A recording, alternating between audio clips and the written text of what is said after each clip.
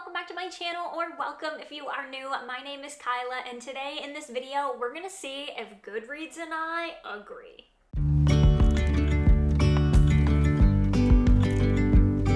I always try to take every review with a grain of salt, whether that's on Goodreads, a booktuber that I follow, a bookstagrammer that I follow, or like professional reviews, because I really do feel like books are subjective. Like, everyone has different tastes, everyone has different tropes that they enjoy, different plot lines that they enjoy, twists that they enjoy. I mean, genres, literally everything is so different for everyone. So I always try to take reviews with a grain of salt, but I do enjoy Goodreads. It is probably my favorite platform to use. One, to keep track of my reading, but also just to see what other people are saying.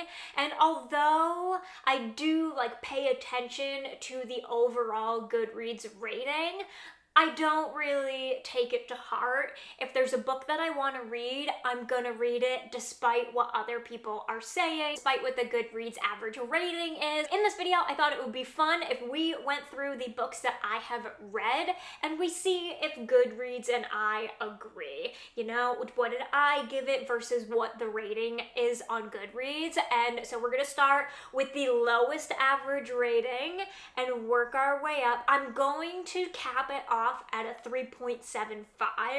So anything lower than a 3.75 and below, that's what we're going to be talking about today. Higher than that, I feel like it's a pretty good rating on Goodreads. I feel like 3.75 is like the kind of cutoff between people not reading it people reading it. I could be wrong, you could totally have a different opinion, but that's kind of where I feel like it sits. It's like the, oh, am I gonna read it versus I'm not. So anyways, I have my phone out here. We are going to filter my read list from the average rating, and I'm gonna go from the worst to the best, and we're just going to scroll through and we're going to talk about whether I agree with the Goodreads reviews / rating or not.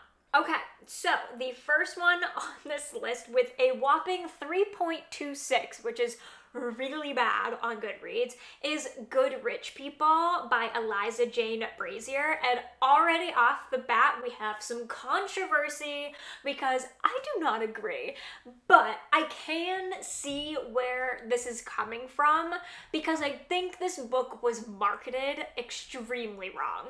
It's marketed as a thriller, but really there's nothing like thrilling about it. It's more just like a family drama story with some crime. So I guess I would probably put it in like the dramatic mystery category, which I know doesn't even exist, but that's what I would categorize this as. I wouldn't categorize it as a thriller. So I think this book was totally mismarketed. However, I did give this book 4 stars. I enjoyed it, even though it is dramatic and over the top. I knew that going into it. So I think the average rating is probably really low because people were expecting one thing and got something else. They were expecting, you know, a good thriller, but instead you got this dramatic family drama about a husband and his mother who play this sick game about tenants that they have in their pool house area, and the husband's wife has to have her first shot at playing the game, and it's so over the top and dramatic, and it's not meant to be. I think it's more meant to be fun than anything, so I did have a fun time reading it. I enjoyed it. I thought it was over the top and dramatic and hella fun. But again, I knew that going into it. So, controversy right off the bat. I actually gave Good Rich People 4 stars, and it has a 3.26 rating on Goodreads. So there you go. The next one is Just Like Home by Sarah Gailey, which has a 3.47, and I actually DNF'd this. So we are on the same page here, me and Goodreads. I did not enjoy this. I know so many people did. This book has very mixed reviews, which I think is where the average rating is coming from, because some people really enjoyed where this book went and kind of the ominous feeling it gave, where some people really were expecting one thing and got something else, or just were unsatisfied with the ending. I do know what happens because I watched a live show of a book club, so I do know what happens in the book, but I DNF'd it at like 30%. I just really wasn't connecting with the story. I didn't really enjoy the main character. I found her really kind of annoying, and I like didn't care where it went. So no rating over there, just a DNF for me, but like I can totally agree, and I think this book has an audience, but I think it has to find the right audience, and unfortunately I don't think it's done that. So that I will say though, the writing in it, really good. Really good. Okay, the next one, this one is another one that like I can see where people were coming from, is So Happy For You by Celia Lasky. This has a 3.49 on Goodreads, and I gave it 4 stars, so here we are totally not agreeing. Again, this is another book that I think was totally mismarketed. It's marketed as a thriller. It is not. It is another over-the-top, dramatic mystery, but more of just like a friendship story. This book follows two friends, and they have kind of strayed apart, but one of them gets invited to be the maid of honor at their wedding, and the main character in this book is highly unlikable for some people and highly relatable for other people. It just depends upon your personality. So I can see where the divide is coming from in that sense too. And also, again, I think this is a mismarket. It's not a thriller by any means. There's like a hint of a mystery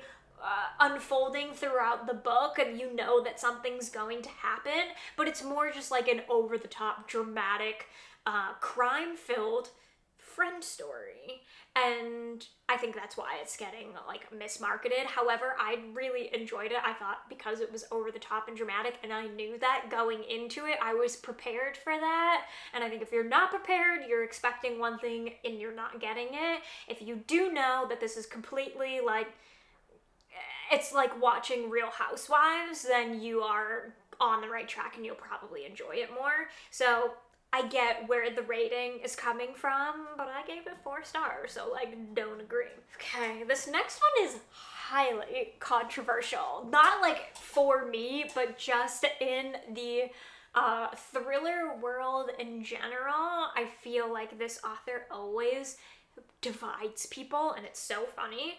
So the next one is Survive the Night by Riley Sager. This has a 3.51 on Goodreads, and I gave this one a 3.5, which I think was a generous 3.5. I enjoyed it more than a lot of people did, I think. I know so many people who hated this book and hated where it went and hated the main character and thought that she was just making every sort of wrong decision, which she totally was. I agree in that sense, but I enjoyed so many other elements of this book, which is where my 3.5 came from.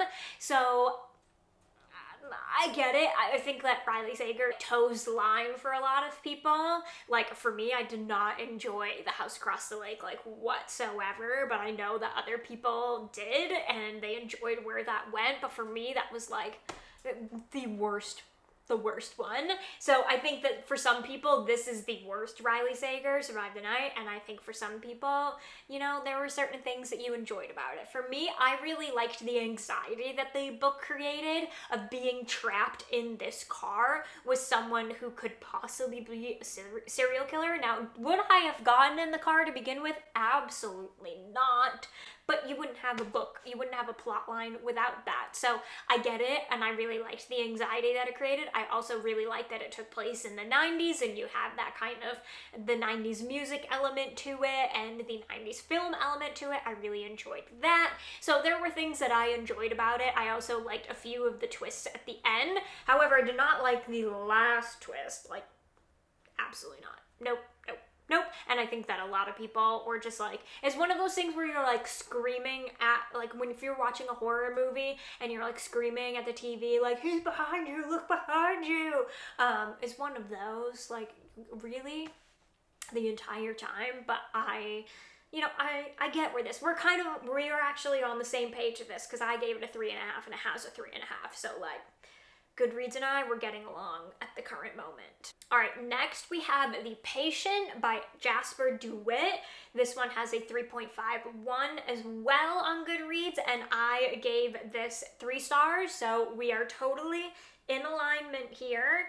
I listened to this one on audio. This is a horror novella. Horror novella? I don't really know if I would consider this horror. I guess I would. But it just kind of missed the mark for me. I enjoyed the beginning of it. I really enjoyed hearing how the story was told. It's told in like blog post form, which I think is really cool. And it translated really well to audio as well. Sometimes that doesn't always happen, but it did. I enjoyed it. So we're kind of getting to know the psychiatrist as he's starting work at this hospital and learning about this patient that has been at the hospital for pretty much his entire life that no one can treat. So he decides to take it upon himself to see if he can treat this patient, and the story unfolds from there. And I really enjoyed the build up to him learning about the patient, him meeting the patient, him kind of learning the story. You also get a bit of the psychiatrist background as well. So I really liked that about it. And then the ending just kind of fell flat for me. I was like, oh, we're going here. This is not where I thought we were going. It's not my favorite plot line by any means. And yeah, so I can see where the divide in this is, and I totally agree. A 3 for me, a 3 from Goodreads. This next one, I'm actually surprised has this high of an average rating on Goodreads, because this is probably my least favorite book. No, this is hands down. Like, this was worse than The House Across the Lake for me. And that is 9 Lives by Peter Swanson. And this book got a whopping 2 stars from me, which seems high, but there was a tiny hint of a mystery that I liked in this book, and that's really where the 2 star came from. Honestly, I'm thinking about it now, and I'm like, why did you give it 2 stars? This is a 1 star book. So I might have to change my rating. Plot twist. But yeah, no. Books like this are really hard. So this is kind of like a Agatha Christie retelling of sorts. It's kind of like And Then There Were None, where you have this list of people and they start dying one by one and you're trying to figure out who it is or whatever. But like, the ending of this book is trash. Complete and utter trash. It's a cop-out. It was really badly done. The writing was terrible. And these kinds of books are hard because you're not connecting with any particular character because they're all dying. And you know that going into it. So I just find that really difficult, but I'm actually really surprised that this has like a higher rating than The Patient, than Survive the Night. Oh, why? This one I do not agree with Goodreads on. I honestly think it should have a lower review, and I just don't agree. I don't agree whatsoever. All right, the next one, also very surprising to me. I am a bit shocked by this one, actually. And I mean, I guess I can see why. So I'm Thinking of Ending Things by Ian Reid, which, like, excuse me, this has a 3.59 on Goodreads. I gave this 4 stars. I think it has such a low rating because people are so... This book leaves a lot of questions, and I feel like it's one of those books that is completely up for interpretation. Some people have a certain feeling about where this book went and the plot line that happens and the twist that comes at the end, and some people have another opinion about it, and I'm not going to like say it because I think that would ruin it, but I can see this book brings up a lot of conversation. The ending is kind of ominous, like it's almost like a choose your own ending. I don't think it was meant to be that way, but that's kind of how it is, or maybe it was meant to be that way. I feel like Ian Reid writes a lot of books that are open-ended, so maybe he did mean it to be that way. And it wasn't necessarily open-ended, but I think it's just up for interpretation. Some people will take it one way, some people will take it another way. There's no right or wrong. It's truly what you think and what you feel. But I'm surprised, actually, because the writing in this is really good. The atmosphere in this is really good. It's really creepy, in my opinion, and the way the story unfolds is very anxiety-inducing, and I think it's incredible. Like I said, I gave it 4 stars. It's so weird, and it's twisty, and it's creepy, but like in the best way possible. I just think it's the ending for people. Either they didn't understand, or they just weren't satisfied by it. Personally, I enjoyed it. I liked being able to, have my interpretation of it and then Google afterwards and, see what other people were saying. I like that. It's a perfect book for like a book club or whatever, because it does open up so many conversations. But I really enjoy that. However, I don't think a lot of people do, clearly, because it has a 3.59, which is just so sad in my opinion. So I do not agree. Okay, and this is like where I really disagree, because coming in also at a 3.59, this could not be on the same level as I'm Thinking of Ending Things. Like, not by any means, is The House Across the Lake by Riley Sager. And this book got a 1 star from me. What do I even say about it? What do I even say? I did not enjoy this book in the slightest, like, whatsoever. I didn't enjoy the plot line. I didn't enjoy the twist. I didn't enjoy where this went. I love Riley Sager as an author. I think his writing is really cool. I love how he does, like, different chapters. I love the style of his writing, but this book just wasn't it for me. Wasn't it. However, again, this is one of those books where some people really did enjoy where it went. They liked the different kind of ending, and, that's fine. But I do not see how this book is on the same level as I'm Thinking of Ending Things. Like, that does not make sense in my brain whatsoever. So, highly disagree with Goodreads around that at all. I think this should have a lower rating, but I think it should be much lower than I'm Thinking of Ending Things, and well, I can't change it, but that's my opinion. With this next one, Goodreads and I get back kind of on the same level, because coming in at a 3.6 is Reckless Girls by Rachel Hawkins, and I gave this book 2 stars, so, I mean, we're still kind of out of alignment on some of these, but I do agree with this having a lower average rating. I really did not enjoy this book at all.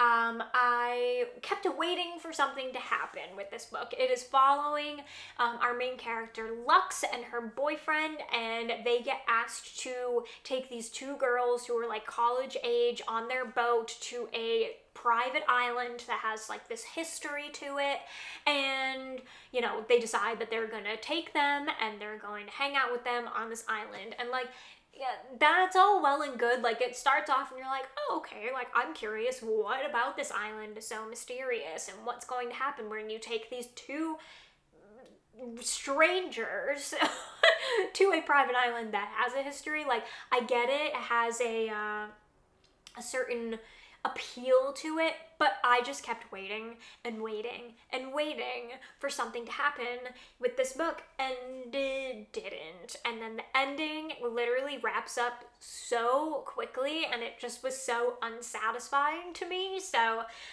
I agree with this having a lower average rating on Goodreads. I am a little bit surprised that it's higher than certain other books, but again, up for interpretation, so agree.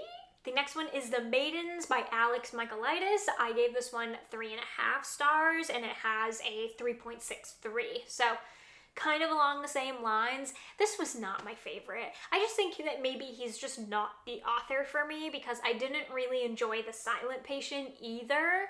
I'll probably, if he writes another book, read it just to see. I don't enjoy his writing style a lot, and both books just fell flat for me in like the twist department, and I also just felt like The Maidens, like, none of what this main character was doing would actually happen in real life. And like, I can use my imagination to a certain point, but when you get like, when you have a crime and you're doing things that the police would like so blatantly, one, they're telling you not to, and two, would like totally hinder an investigation, like, no, absolutely not. You're gonna, okay, what? Someone's gonna get arrested and it's gonna get off because of all the things that you did. So that was really like one of those things where I was like, it was really bugging me. And this one, just, I didn't enjoy the ending whatsoever. I thought it was really obvious, and the plot twist is not really a plot twist in my opinion, so I did not enjoy that one that much. So anyways, we're in agreement with there. The next one, we have a 3.63 for Come Closer by Sarah Gran. I gave this one 4 stars, so not really agree here. I thought this book was weird and twisted and creepy, and I feel like other people would think this book is weird, twisted, and creepy. So I don't really know why such a low rating on Goodreads. The ending was shocking, in my opinion. Like, not so much in the what happens, but how gruesome, I guess. I was not expecting it. My jaw was open as I was reading this, and as it kept happening, I was like, what? like, we actually went there. I feel like some books can hold back a little bit in the horror or the gore, and this one like went there and I was here for it, so I don't really agree with this being on the lower side. And then this next one shocks me, absolutely shocks me, and I do not understand, and it actually breaks my heart a little bit. Like, this is like, we are at odds. We are at odds, because this is one of my favorite books of the year, and it is The Witch Haven by Sasha Payton Smith. This I gave 4.5 stars. I freaking loved it, and it has a 3.64 on Goodreads. Like, why? I don't understand why people won't enjoy this book. It is young adult, so maybe that has something to do with it. Maybe people went into it not knowing it was young adult. But if you went into it knowing it was young adult, I don't understand why you didn't enjoy it. This is about a girl who works as a seamstress, and one night she is working late, and her boss, who is a total creepball, comes in and starts making a pass at her, and then all of a sudden she like blacks out and wakes up and he's dead on the floor with like her scissors in his neck. And then 2 women come to whisk her away to a sanitarium when actually happens to be a witch school, and she finds out that she's a witch and she's learning to use her powers and all of that. It's got all of the fall vibes that you want. It's got all of the witchy vibes that you want. The only thing that held me back in giving it a complete 5-star was that I wish there was a little bit more magic in it. However, she's learning to use her magic, so you can't expect this like over the top magic system to be there, because she's still learning it herself. A sequel just came out, and I have a feeling that one's probably jam-packed with magic, so I do not agree, and I would like to know why there is such a divide in this. So if you read this book and you didn't enjoy it, please let me know in the comments, like, why? Not in like a harsh way. I will genuinely want to know why, and so maybe I can understand why this has such a low rating on Goodreads. Okay, we have a couple more left before we get into the 3.75 category. This one I'm actually also a little bit surprised at, because I gave it a high rating, but I gave it a high rating for what it is, so I gave this 4.5 stars. It's for One Italian Summer by Rebecca Surley, and it has a 3.65 on Goodreads. This one is like Gilmore Girls and Eat, Pray, Love combined, which are 2 things that I love, which is why it got kind of a high rating for me, because I really enjoy that kind of story. It's not typically my go-to. I normally sit in the fantasy thriller. However, this book does have a little bit of a fantastical element to it. Kinda, sorta. It's just, I feel like maybe it wasn't what people were expecting, or maybe people just thought it was unbelievable, which, I mean, it is, but if you just take it for what it is, I think it's enjoyable, but maybe just people don't enjoy Eat, Pray, Love, or Gilmore Girls, which is like, what? But I'm not going to talk too much about that one. I gave it 4.5 stars. I really enjoyed it. Again, I love both of those things, and it was the story that I was looking for, and it was the perfect summer read. So if you do pick this up, pick it up during the summertime, because I think you'll enjoy it a lot more. And this one, I feel like I'm on the outs with this one. I think other people enjoyed it more than me, or at least other people that I follow enjoyed it more than me. And that was Sawkill Girls by Claire Legrand. And this is a young adult horror, and I gave this 3.5 stars. It has a 3.68 on Goodreads, so a little bit on the higher end, but still in that low range. And I don't think I knew enough about this book going into it, so that's on me. That's why I only gave it 3.5 stars. I am curious of maybe other people had the same experience. I think the synopsis, it makes you think this book is going to be one thing, and then it turns out to be something completely different. It goes in a very Stranger Things kind of vibe, and I was not expecting that whatsoever. So for me, I was totally caught off guard. I still enjoyed it, but it just wasn't like what I was expecting, and maybe that's why it's on the lower side on Goodreads. But I know some people who like gave this book 5 stars and freaking loved it. So this is why I always say take reviews with a grain of salt, because you just never know. I do feel like I need a reread of this book at some point, and I might have a different opinion. So next year I might do a reread of this. I listened to this on audio too, so maybe there was a disconnect there, and I also think that plays a huge factor in some books being enjoyable for some people versus others. I think that audio versus physical book could be a totally different experience depending upon the person and the book, so maybe that had something to do with it. So even though Goodreads and I are in alignment on this, I feel like I was in the wrong, and I might need a do-over at some point. All right, we are on to the last few here. So the next one is The Paris Apartment by Lucy Foley, and I gave this one like 2.5 stars. I didn't really enjoy this one. I think I disliked this one more than most people. The average rating on Goodreads is 3.69. For me, it just fell flat. I thought the ending was so obvious. I figured that out so beyond quickly. I was hoping it was gonna be a little bit more gritty and less murders in the building, so maybe that's on me. I just felt like it was a little bit fluffy for what I was expecting, and some people might have a totally different opinion on that, and I think that's the beauty of this, but it did not really, like, hit the mark for me in the mystery department and the character department and the twist department. It was just okay, which is why I got 2.5 stars. This next book I read so long ago, like 2019, I think, which I guess is not that long ago, but for me it just feels like forever ago, and that is The Girl Before by J.P. Delaney. I gave this one 4 stars at the time, and it has a 3.70 on Goodreads, and from what I can remember, this book was just completely, like, super fast-paced. It was a page-turner. I think I read this in, like, a day and a half, and I enjoyed it for what it is. I honestly do not remember a whole ton about the plot on this one. Something about an apartment, and the owner of, like, the previous tenant died, and the owner of the apartment has these, like, crazy rules upon the tenants to actually live there.